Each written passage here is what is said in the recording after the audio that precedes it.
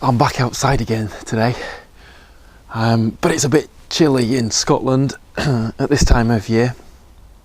I'm going to tell you a story now about some poor sales practice that I put into place that taught me a lesson that I've taught a lot of people about in the last few years.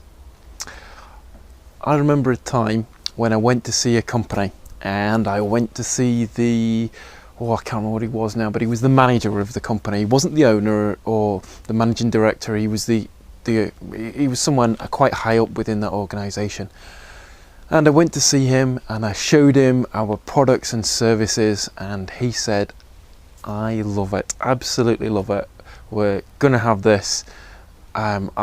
This is fantastic. What I need you to do," he says, "is I want you to come back and I want you to come and chat to my boss. He's the one that'll sign it off, but he pretty much does everything that I suggest. So I want you to come back, present to him, and we'll get started." And he starts asking me questions about when we can get started, what we can do, etc., etc. Big buying signals.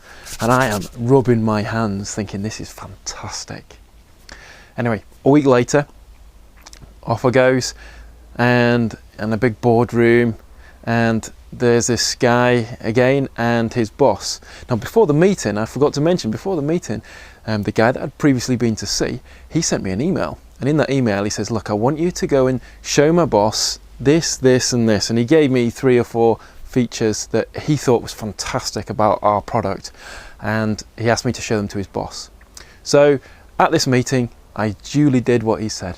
And I spent the first 10 or 15 minutes just showing these features, and there was the guy that I'd previously seen the manager getting all excited, and I could see straight away that I'd made a grave error.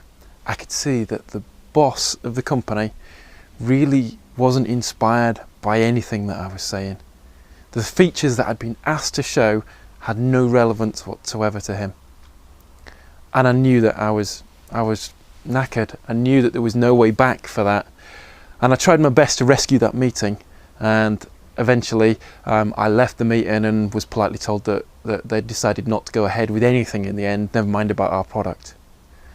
Now, the lesson to be learned from that is that if you ever go into a sales meeting and you ever go and meet with somebody who then tells you to come and meet with somebody else and tell them all these things, just like I was, you have to remember that in sales you really need to understand what makes people tick. The person that's making the buying decisions, you need to find out the triggers that makes them interested in your product.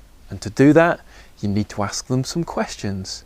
And I made a pretty young salesperson's error there by walking into that meeting the second time, not asking the boss any questions, and just launching in and doing what I'd been told to do. The fact of the matter is that boss was probably more interested in how it was going to save the company money, or there were other factors that I hadn't found out from him that would have made him part with his money and buy our product.